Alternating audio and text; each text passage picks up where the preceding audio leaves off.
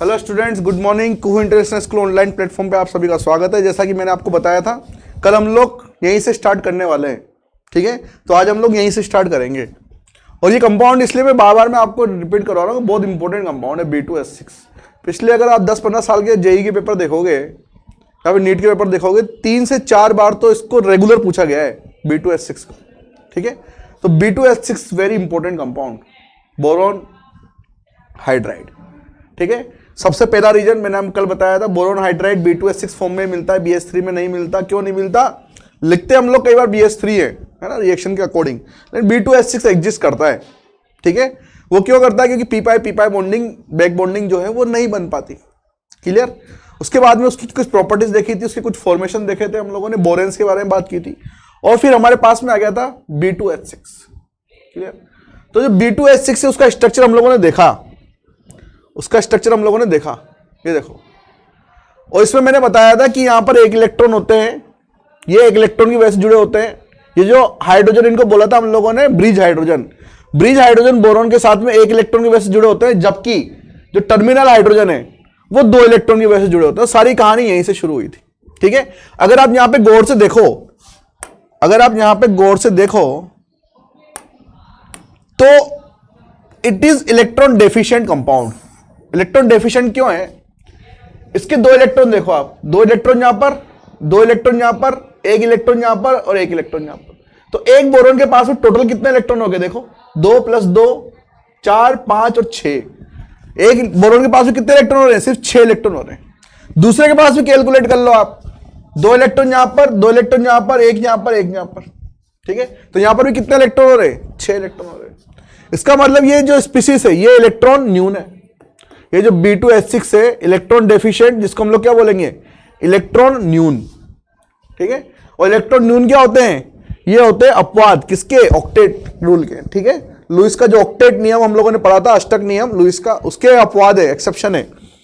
ठीक है, अब यहां पर जब इलेक्ट्रॉन डेफिशिएंट हो गए तो ऑब्वियसली बात है कि क्या करेंगे? अब इलेक्ट्रॉन लेने की कोशिश करेंगे, किसके लिए? अपना ऑक्टेट कंप्लीट करने के लिए। जब इलेक्ट्रॉन लेंगे तो ये act as a Lewis acid, ये किसकी तरह काम करने वाले हैं? लुईस अम्ल की तरह काम करने वाले हैं। क्योंकि लुईस अम्ल क्या करते हैं? लोन पेयर एक्सेप्ट करते हैं, लोन पेयर ग्रहण करते हैं। जबकि जो लुईस सार है, जैसे NH3 है, NH3 के पास में क्या होते हैं? एक लोन पेयर होता है, तो उसको क्या कर सकता है? वो डोनेट कर सकता है। जबकि यहां पर ये क्या करेगा? गेन करेगा। क्लियर? इसकी बात हम लोग आगे भी करेंगे, अभी खत्म नहीं हुआ है। 2 ब्रिज हेड कार्बन होते हैं और 4 टर्मिनल हाइड्रोजन होते हैं। मतलब 2 ब्रिज हेड हाइड्रोजन होते हैं और 4 टर्मिनल हाइड्रोजन होते हैं। सॉरी, मैंने कार्बन बोल दिया आपको। 2 तो हाइड्रोजन होते हैं ब्रिज वाले और 4 होते हैं टर्मिनल वाले। और फिर हम लोगों ने एक क्वेश्चन दिया क्या था? Why L1 is less than L2। ये जो लंबाई है यहां पे किसके साथ में? टर्मिनल के साथ में, ये इससे छोटी होती है। और दूसरा हम लोगों ने क्वेश्चन देखा था थीटा वाला। अब जो तीसरा है पॉइंट, वो हम लोग देखेंगे इसके हाइब्रिडाइजेशन की बात। इसका हाइब्रिडाइजेशन किस तरीके का होगा? तो अगर आप इसके हाइब्रिडाइजेशन की बात करें तो हाइब्रिडाइजेशन कैसे निकाला जाता है? किसी का भी हाइब्रिडाइजेशन आपको निकालना हो, संकरण, अगर किसी भी केंद्रीय परमाणु का, सेंट्रल एटम का आपको हाइब्रिडाइजेशन संकरण निकालना हो, तो हम लोग वहां पर देखते हैं कि उसका स्टेरिक नंबर क्या है। स्टेरिक नंबर हम लोगों ने बात की थी। अगर स्टेरिक नंबर 2 आता है तो sp हाइब्रिडाइज होता है, स्टेरिक नंबर 3 आता है तो sp2 होता है, स्टेरिक नंबर 4 आता है तो sp3 होता है। और स्टेरिक नंबर निकालने के लिए हम लोग क्या करते हैं? Lone pair plus bond pair, sorry bond pair, sigma bond plus lone pair, इस तरीके से करते हैं। इन दोनों को कैलकुलेट करने के बाद जितने स्टेरिक नंबर आएंगे वो आप उसको क्या हो जाएगा? हाइब्रिडाइजेशन हो जाएगा। अब जैसे यहां पर B2H6 है ना, ये देखो B2H6 इस तरीके से, हाइड्रोजन, और वैसे यहां पर भी क्या होता है? हाइड्रोजन ही होता है। यहां पर भी क्या होता है? हाइड्रोजन ही होता है। ये जो बोरॉन है यहां पर भी क्या होता है? हाइड्रोजन होता है। यहां पर भी हाइड्रोजन, ये हाइड्रोजन और ये हाइड्रोजन। क्लियर? अब अगर आप यहां पे देखो, बॉन्ड काउंट करो तो इधर हाइड्रोजन, इधर हाइड्रोजन, इधर हाइड्रोजन, इधर हाइड्रोजन, तो एक बोरॉन का अगर काउंट करो तो ये sp3 आ रहा है। sp3 कैसे, इसका स्टेरिक नंबर आ रहे हैं 4, क्योंकि 4 सिग्मा बॉन्ड दिख रहे हैं हमें वहां पे बॉन्ड पेयर, और लोन पेयर 0 है, तो स्टेरिक नंबर आ गया 4, और 4 में से 1 जाएगा s के पास और 3 जाएंगे p के पास, तो हो जाएगा sp3।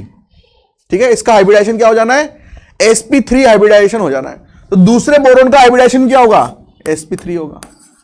दूसरे बोरोन का हाइब्रिडाइजेशन क्या होगा, sp3 होगा। क्लियर? दूसरे बोरोन का हाइब्रिडाइजेशन मतलब दोनों बोरोन यहां पे जो होंगे वो क्या होंगे, हाइब्रिडाइज्ड होंगे। हाइब्रिडाइजेशन इनका sp3 होगा।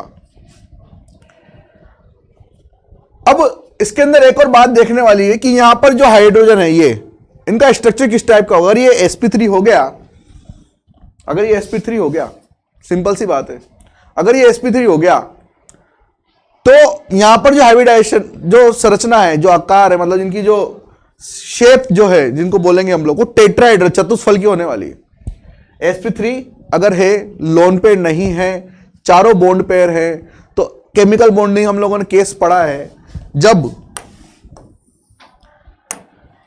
4 बॉन्ड पेयर और 0 लोन पेयर हो, और केस किसका हो, sp3 का, तो यहां पर जो संरचना बनेगी वो बनेगी टेट्राहेड्रल, टेट्राहेड्रल चतुष्फलकीय। तो अगर ये चतुष्फलकीय है, तो चतुष्फलकीय में आपको पता हो कि संरचना कैसे होती है। जैसे हम लोग अगर चतुष्फल की संरचना देखें, तो मान लो अगर हम लोग देख रहे हैं इस तरीके से, ये कोई एलिमेंट है ए, तो यहां पर 2 एलिमेंट जो हैं इस तरीके से एक प्लेन में होते हैं, मान लो एक्स ले लिया, ये मैं यहां पर ले रहा हूं AX4 टाइप का एलिमेंट, जिसमें 4 क्या है, सिग्मा बॉन्ड पेयर है। ये ए यहां पर सेंट्रल एटम ले लिया मैंने, केंद्रीय परमाणु, और ये एक्स, 2 तत्व यहां पर, 2 परमाणु यहां पर ले लिए एक्स के, जो एक ही प्लेन में है, जो क्या है, एक ही प्लेन में। अब यहां पर एक तो प्लेन से जाएगा बाहर, ये रेड वाला मैंने कर दिया बाहर, ठीक है, और एक प्लेन से जाएगा अंदर, ये वाला मैंने कर दिया अंदर। ये दोनों किस में है, प्लेन में। ये हो जाएगा इनसाइड, ये हो जाएगा आउटसाइड, ये अंदर की तरफ और ये बाहर की तरफ।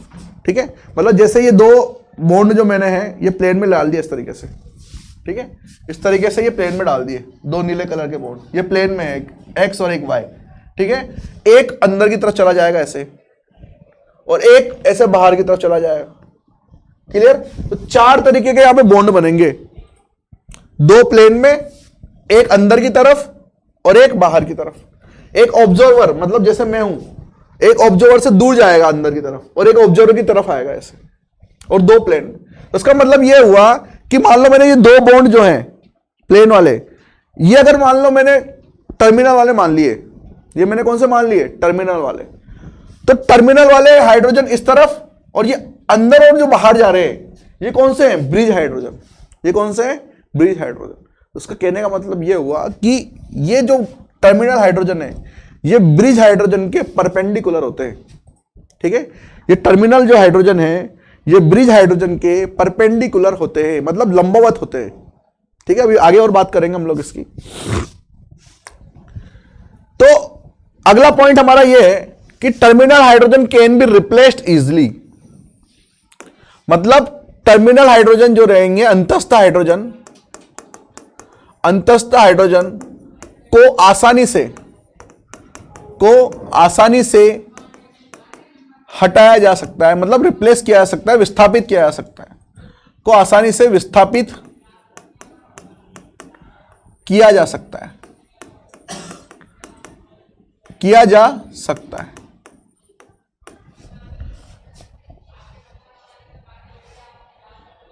तो अंतस्थ मतलब दूर है, ये अंतस्थ मतलब क्या है, ये दूर है।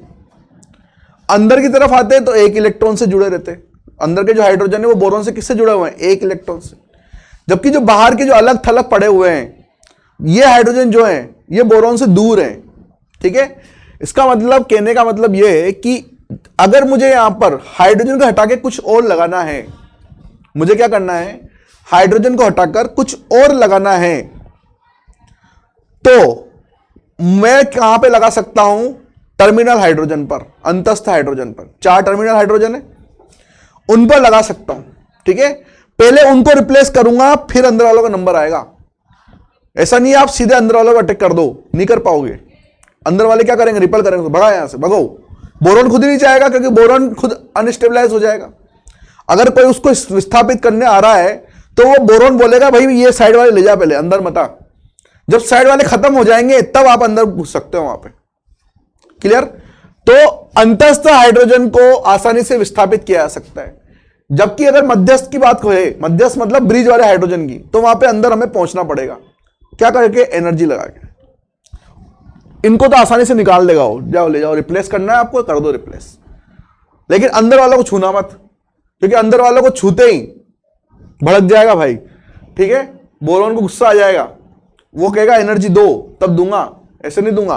क्योंकि उसकी वजह से, उन हाइड्रोजन की वजह से तो उसका स्थायित्व हुआ है। क्योंकि पहले बेचारा BH3 नहीं बन पा रहा था, बैक बॉन्डिंग नहीं हो पा रही थी। बड़ी मुश्किल से उसने एक और BH3 को बुलाया, दोनों आपस में मिले, उन्होंने क्या बनाया, B2H6 बनाया। उन्होंने बोला चलो हम दोनों साथ साथ रहेंगे, और आप उनको तोड़ने की बात कर रहे हो, ठीक है। अब यहां पर हम लोग क्या करेंगे, टाइप्स ऑफ बॉन्डिंग। यहां पर देखेंगे टाइप्स ऑफ बॉन्डिंग। ये पॉइंट हम लोग डिस्कस कर चुके हैं कि जो ब्रिज हाइड्रोजन होते हैं, ब्रिज हाइड्रोजन अंतस्थ हाइड्रोजन के लंबवत होते हैं, लंबवत होते हैं।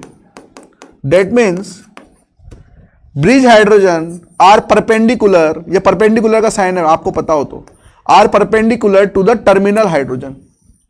और मैं बता चुका हूं कैसे हुए अभी जस्ट, ये देखो sp3 हाइब्रिडाइज निकले, तो sp3 हाइब्रिडाइज में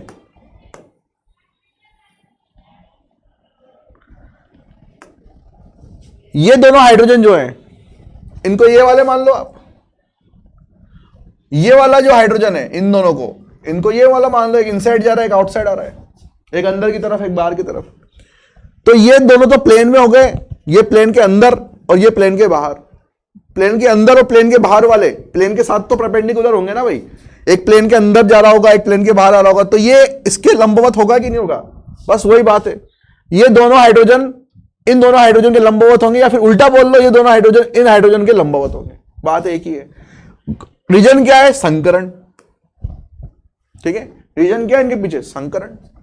अगर आपसे पूछा जाए बताओ दोनों हाइड्रोजन लंबवत क्यों होते हैं, मतलब टर्मिनल हाइड्रोजन B2H6 में टर्मिनल हाइड्रोजन ब्रिज हाइड्रोजन के परपेंडिकुलर क्यों होते हैं, लंबवत क्यों होते हैं, तो उसके पीछे कारण है sp3 ज्योमेट्री, sp3 ज्यामिति। sp3 ज्यामिति के अंदर ये क्या होते हैं, टेट्राहेड्रल चतुष्फल की संरचना होती है। चतुष्फल के में दो प्लेन में होते हैं, दो अंदर बाहर होते हैं। क्लियर। चलिए, तो हमारा केस चल रहा था टाइप्स ऑफ बॉन्डिंग का। टाइप्स ऑफ बॉन्डिंग, ये वाला केस हम डिस्कस कर चुके हैं, ये वाला केस हम लोग डिस्कस कर चुके हैं। इस वाले केस को फिर से आप देख लो एक बार, कि जो बोरॉन है मान लो इस तरीके से जुड़ा हुआ है, ये हाइड्रोजन हाइड्रोजन हाइड्रोजन हाइड्रोजन, ये हाइड्रोजन, ये हाइड्रोजन, ये हाइड्रोजन, ये हाइड्रोजन। अगर आपको रिप्लेस करना है किसी को, तो आप सबसे पहले यहां से रिप्लेस करना शुरू करोगे। मतलब अगर विस्थापित करना है आपको तो यहां से शुरू करोगे, इनमें सबसे एंड में पहुंचा जाएगा, और वो भी बहुत ज्यादा जरूरत है तब, ठीक है। बहुत ज्यादा जरूरत हो गई आपको, नहीं मुझे तो रिप्लेस करना ही है चाहे कुछ भी हो जाए, तब जाके पहुंचना है यहां पे। क्लियर। क्योंकि अंदर माहौल खराब है भाई। ये बोरॉन इन दोनों से बहुत प्यार करते हैं, ये जो दोनों बोरॉन है, ये ब्रिज हेड से, ब्रिज जो हाइड्रोजन है इनसे बहुत प्यार करते हैं ये, क्योंकि जैसे ही टूटेंगे इनका स्थायित्व तो टूटेगा यहाँ पे। बड़ी मुश्किल से तो बेचारे पास पास आए हैं वो, 2 BH3। क्लियर। इनको विस्थापित कर सकते हो। विस्थापित कैसे, मान लो मुझे क्लोरीन लगाना है, यहां क्लोरीन लगा दो इस हाइड्रोजन को हटा के, कोई दिक्कत नहीं है। यहां क्लोरीन लगाना है, यहां क्लोरीन लगा दो, यहां लगाना है, यहां लगाना है, यहां भी लगा दो। जैसे ही यहां पहुंचोगे तो दिक्कत होना शुरू हो जाएगी। अब मुझे यहां पे देखना types of bonding. Types of bonding में इसको मैं अलग से दिखाता हूं आपको, टाइप्स ऑफ बॉन्डिंग में किस तरीके से।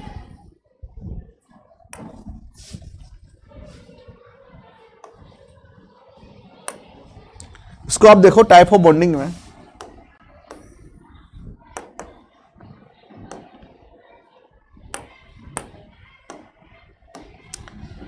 इसको ध्यान से देखना थोड़ा सा, कितने टाइप के बॉन्ड होते हैं यहां पर। तो अगर ये बोरोन देखोगे आप, ये बोरोन इस तरीके से, एक हाइड्रोजन अंदर की तरफ, ये हाइड्रोजन अंदर की तरफ। तो अगर मैं इसको ऐसे ना बनाकर इसको इस तरीके से बनाऊं, देखो ये बोरोन, ये बोरोन। अब पहली बात तो ये है कि मैं एक चीज बताना आपको भूल गया स्टार्टिंग में,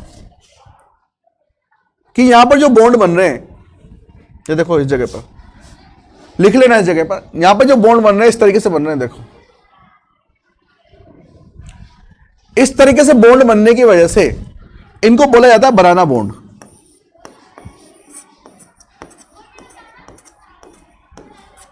इनको बोला जाता है बनाना बंद या बनाना बॉन्ड। क्लियर? ये पॉइंट मैं बताना भूल गया था आपको, और मुझे याद भी आ रहा था मैं कुछ भूल रहा हूं, तो इसको लिख लेना आप एक बार, ठीक है? बनाना बॉन्ड, इनको बोलते हैं बनाना बॉन्ड। स्पेशल टाइप के बॉन्ड होते हैं ये बनाना बॉन्ड। क्लियर? बनाना बंद। हम लोग देख रहे हैं ब्रिज हाइड्रोजन, मतलब इनके टाइप ऑफ बॉन्डिंग बतानी है मुझे। मान लो हम लोगों ने ये लिया, इसके अंदर जो इलेक्ट्रॉन जुड़े हुए हैं, और दूसरा स्ट्रक्चर ये वाला लिया हम लोगों ने, ये हाइड्रोजन और ये हाइड्रोजन।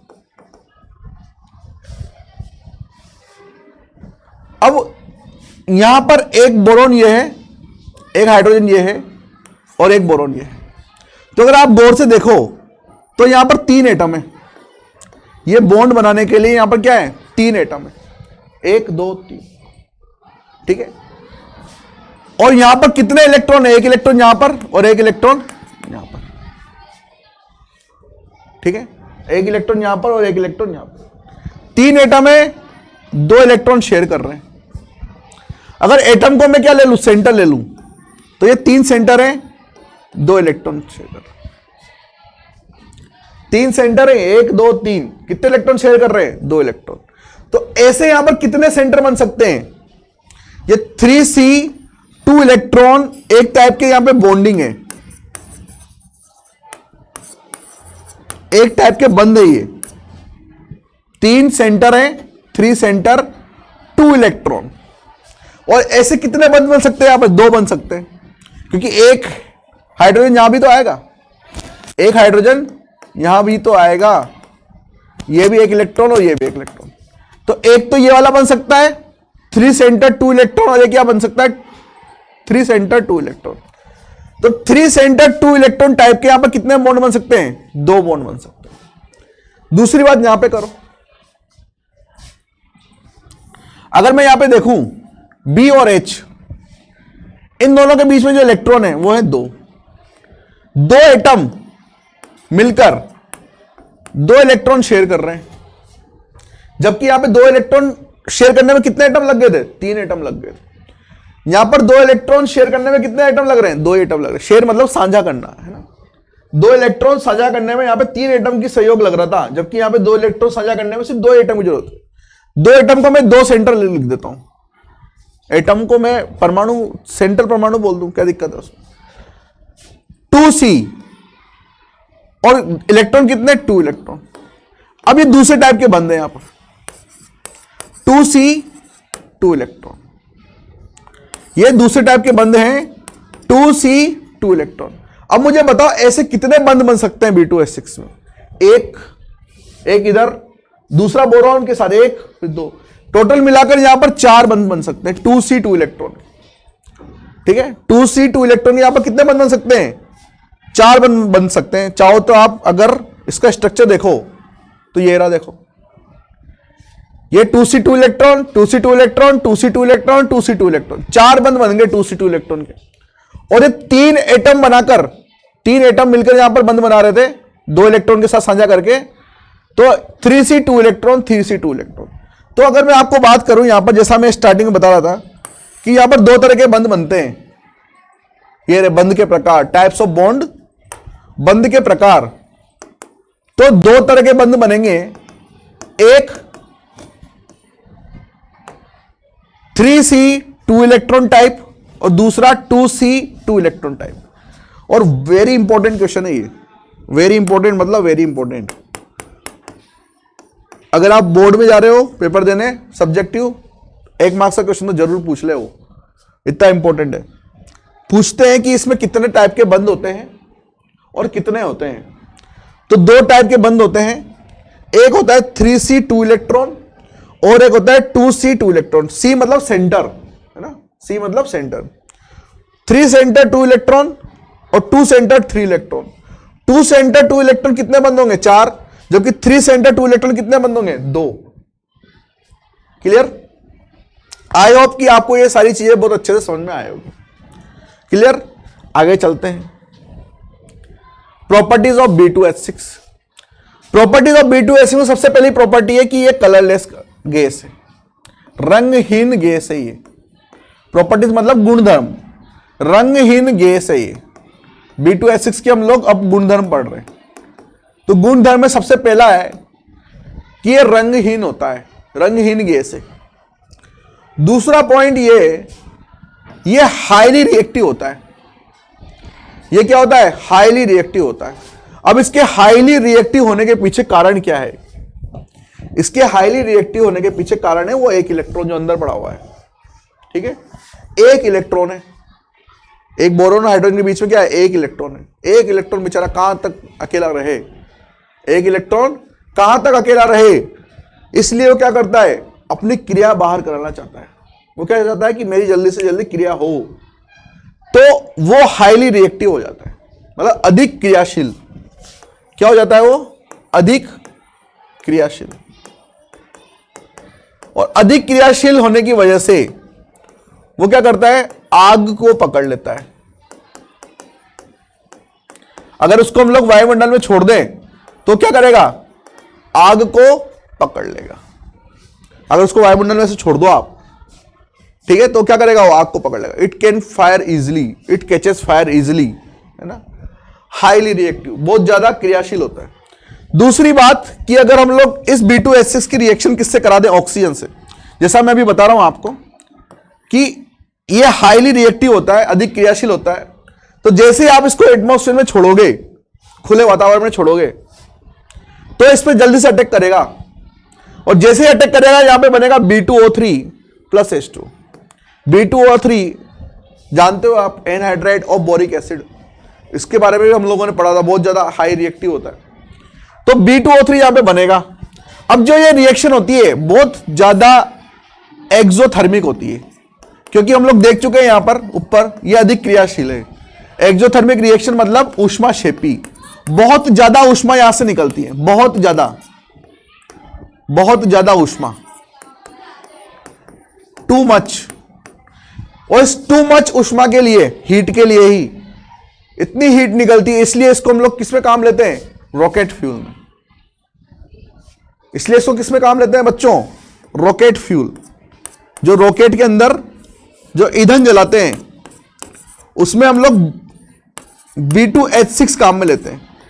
वो इसलिए क्योंकि वहां पर छोटे से छोटा मास जब रॉकेट बनाया जाता है, तो इस तरीके से उसको लॉन्च करने से पहले इस तरीके से बनाया जाता है।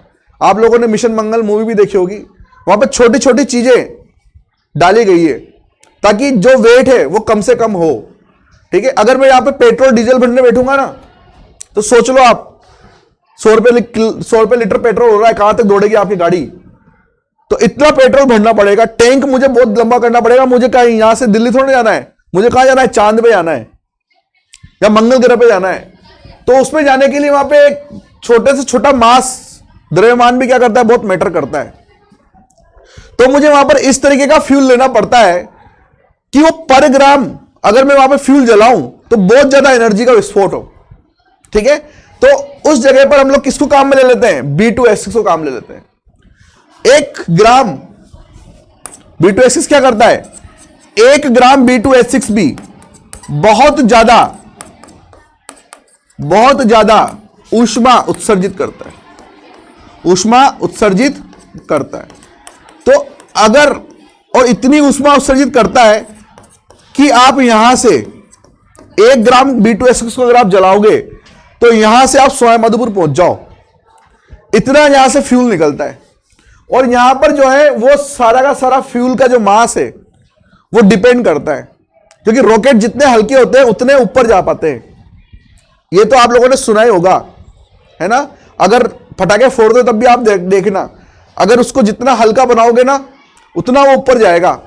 बहुत से देखना जो फटाके चलाते हैं उस टाइम पे जब रॉकेट देखना, एक तो बहुत छोटा रॉकेट होता है, एक बहुत लंबा रॉकेट होता है। अब बहुत लंबा रॉकेट होता है, एक बहुत छोटा रॉकेट होता है, लेकिन उसमें जो फ्यूल भरा गया है ना, जो आप बोलते हो रोगन बोलते हो, जो भरा गया है वो फिक्स ही है सभी में रॉकेट में। जितना उसमें भरा गया है बड़े में जितना, उतना ही छोटे में भरा गया है, लेकिन उसकी लंबाई ज्यादा कर दी। लंबाई ज्यादा करने से वो हल्का हो गया, और जो छोटा रॉकेट है वो थोड़ा सा भारी हो गया, लंबाई कम है उसकी, ठीक है। तो वो लंबा जो रॉकेट है वो बहुत दूर तक जाएगा, लेकिन छोटा रॉकेट पास ही रह जाएगा। क्लियर। तो यहां पर जो है काम करता है पर gram weight to energy released. हर 1 ग्राम पर एनर्जी रिलीज इतनी ज्यादा हो कि हम लोग रॉकेट को आसानी से लॉन्च कर सके, इसलिए इसको रॉकेट फ्यूल में भरते हैं। क्लियर। इसके बाद चलते हैं हम लोग B2H6 की कुछ और प्रॉपर्टीज पर। तो जो B2H6 है, अगर इसको हम लोग रेड हीट कर दें, मतलब बहुत ज्यादा गर्म कर दें, बहुत ज्यादा गर्म कर दें, तो ये विघटित हो जाएगा। इसका क्या हो जाएगा, डीकंपोजिशन हो जाएगा। और जब इसका डीकंपोजिशन हो जाएगा तो यहां पर बनेगा boron plus hydrogen gas. Clear. अब B2H6 में वहां पे हम लोग यही काम कर रहे हैं। देखो रॉकेट के अंदर 2 काम कर रहे हैं हम लोग। B2H6 को वहां पे फ्यूल को जला रहे हैं, मतलब विघटन कर रहे हैं, और जैसे ही विघटन होगा वहां पर H2 बनेगी। H2 इज ऑल्सो फ्यूल, तो ये भी फ्यूल की तरह काम करने वाली है। क्लियर। तो रॉकेट में जब हम लोग B2H6 भर रहे हैं तो वो गर्म होगा, हीट होगा, डिकंपोज होगा, विघटित होगा, तो इस फ्यूल से एक और फ्यूल बनेगा। इसको भी हम एज अ फ्यूल काम लेंगे, ईंधन की तरह काम लेंगे। ठीक है, डबल फायदा है ना, दिवाली ऑफर। अगला है B2H6 को अगर हम लोग पानी से डाल दें, पानी में मिला दें, मतलब इसको क्या कर दे, हाइड्रोलाइसिस कर दे। B2H6 को जब हम लोग पानी में मिला दें तो यहां पर बनने वाला आपके पास BOH3 प्लस H2। B2H6 को अगर हम लोग HCl से मिला दें तो अब HCl क्या करेगा, देखो यहां पर HCl में जो क्लोरीन है इस हाइड्रोजन को क्या करेगा, यहां से विस्थापित करेगा, रिप्लेस करेगा। हम लोगों ने देखा ना, ये हाइड्रोजन, ये हाइड्रोजन, ये हाइड्रोजन, ये हाइड्रोजन, बोरोन, हाइड्रोजन, ये मान लो मैंने यहां पे लगा दिया क्लोरीन, एक हाइड्रोजन को विस्थापित करके मैंने क्या लगा दिया, यहां पे क्लोरीन लगा दिया, B2H5.Cl प्लस H2। तो इस हाइड्रोजन को विस्थापित कर सकते हैं, कौन से हाइड्रोजन को, टर्मिनल हाइड्रोजन को। स्टार्टिंग में बता जाऊं, टर्मिनल हाइड्रोजन क्या कर सकते हैं, विस्थापित कर सकते हैं, इट कैन रिप्लेस। अगला है, अगर इसकी रिएक्शन हम लोग किससे कराएं, सोडियम से कराएं। अगर B2H6 की रिएक्शन हम लोगों ने सोडियम से कराई तो यहां पे NaBH4 बनेगा, it is also reducing agent, sodium borohydride बोलते हैं इसको। मतलब ये भी क्या होता है, एक अच्छा अपचायक होता है। और साथ में यहां पर आपके पास बनेगा NaB3H8, NaB3H8। जब इसको आप तोड़ोगे तो यहां पर एक तो बनेगा Na प्लस आयन और एक बनेगा B3H8 माइनस आयन, और इसको बोला जाता है पॉलीबोरेन एनायन, पॉलीबोरेन अनायन।